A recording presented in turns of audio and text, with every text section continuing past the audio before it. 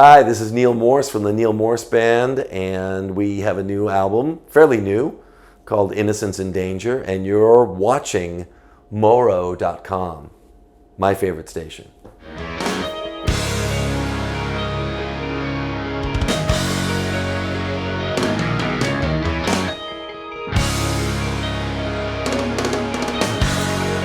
Well, we couldn't decide what to call the album, and we just started kicking around names.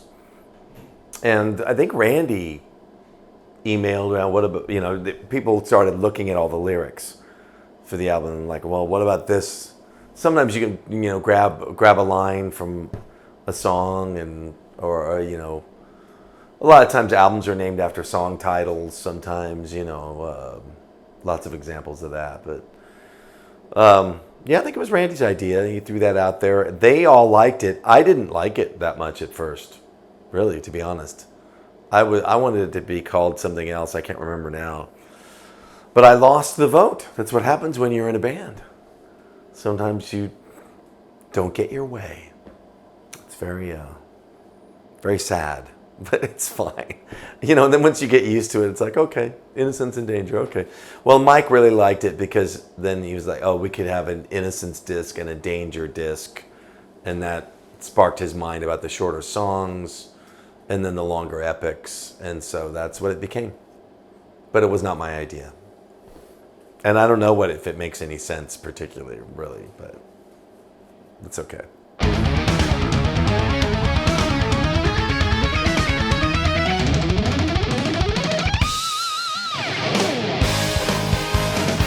Yeah, well, that was when I started to like it, was when I first saw the album covers. I don't know whose idea everything was, but so I don't know who gets the credit. But when I first saw the album covers with the white and black mask and stuff and Innocence in Danger, that's working, that's cool. Yeah, I started to like it a lot more with the masks. But if you're ever going to create anything with the art on it, you need to make sure both masks are on it. Or our OCD friend Mike Portnoy will be like, where's the other mask? It must be complete.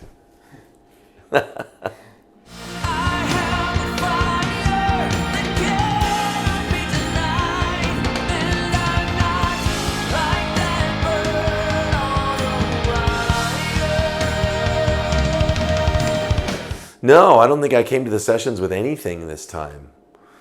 I think, I had just finished the Transatlantic, huge project of the Absolute Universe. And I'd also been working, maybe not, I'd have to remember, but I'd also just had finished another thing.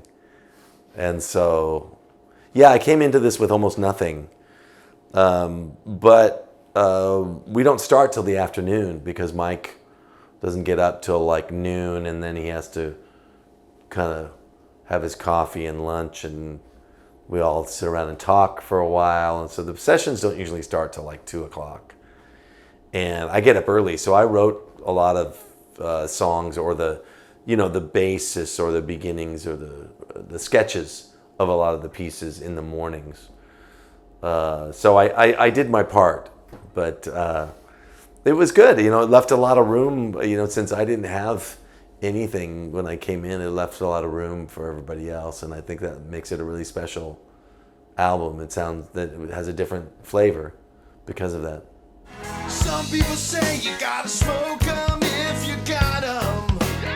Yeah, I think they're singing more on this. I don't know. I don't know what percentage it is, but it's all good. It's such a wonderful thing during the concerts to share the load. Like I haven't lost my voice.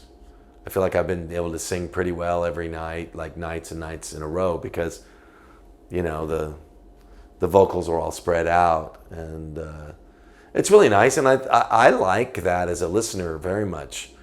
It's one thing I like about Beatles albums, and as Mike has said many times, most of his favorite bands had multiple singers, and mine too.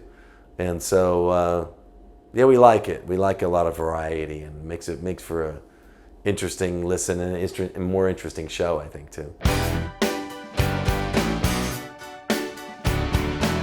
I don't know. It seemed pretty natural most of the time. There were times when we really kind of, like on Your Place in the Sun, we kind of had to kick it around and try different things. Hey, you want to try this verse? You want to try this chorus? You know, and but a lot of time it seemed pretty obvious who was going to sing what right from the beginning. So yeah, pretty natural process.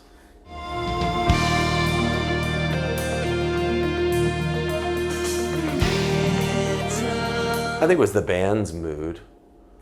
It was funny, I think, when we didn't mean to make a double, by the way. It was supposed to be a single disc. And we just wound up having more material than we could fit on to one disc, but not really enough to make two discs. So we wound up recording some extra things like Bridge Over Troubled Water. The bridge was kind of an afterthought, and then I did that little guitar piece thing, you know, just trying to stretch the album out a little bit to make it a better two-disc listen. Like a bridge over troubled water. Well, the sessions were kind of over, and I think Eric and Randy had to go home. They had flights to catch. And this is when we realized, oh, we need a little bit more material. What are we going to do? And so Bill and Mike, I think, were talking about, well, I don't know, are there any covers we could do? Or I think it was also Bill and Mike's idea to pull out the way it had to be was an outtake from the Similitude sessions, I think, or maybe the Great Adventure sessions. I can't remember now. But yeah, they were looking to, you know, make the record longer. And so we kicked around a bunch of different covers, and then Bill mentioned he had this idea for Bridge Over Troubled Water, and I was like, oh, well, that's one of my favorite songs. I mean, let's see. And it was like, well, let's see what we can do with it.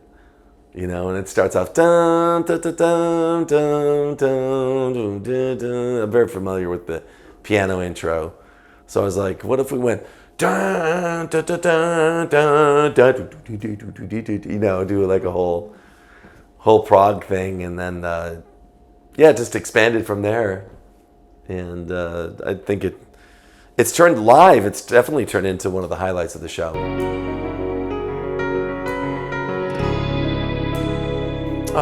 It was the band wanted it. I think we had talked about changing the name to a band name when we made our first record, The Grand Experiment. Because it being a band, we wanted to differentiate it from me, solo. Because it's hard for people to understand what's solo and what's a band and what the difference is and all of that. But we had asked the label, and the label said, no, it's a bad idea because then we'll have to start all over at retail trying to get them to recognize this new name and etc. So we didn't do it, but the band had always wanted to kind of have some kind of different identity from my solo work, which makes a lot of sense. And so that's why it's we're, you know, doing this one as NMB, you know. People know what it is, but it's a little different. So it's a band thing.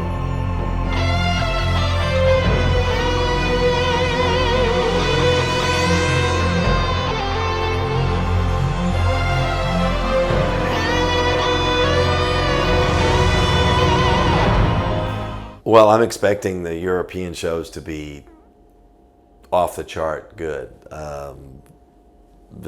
Like you said, Morse Fest and Cruise to the Edge were amazing. Yeah, I mean, that's also a great band. I'm really privileged and honored to be playing with. And we have 5 shows here in Europe at the end of July. And we'll be doing The Absolute Universe as well as other things. And so it's going to be really, really great. It's such a unique blending of artistry and musicianship, and it's amazing. And at every show, you never quite know exactly what's going to happen. It's very, very. I don't know how to say it. There's a lot of magic that happens with it. So, yeah, I hope everybody can make it.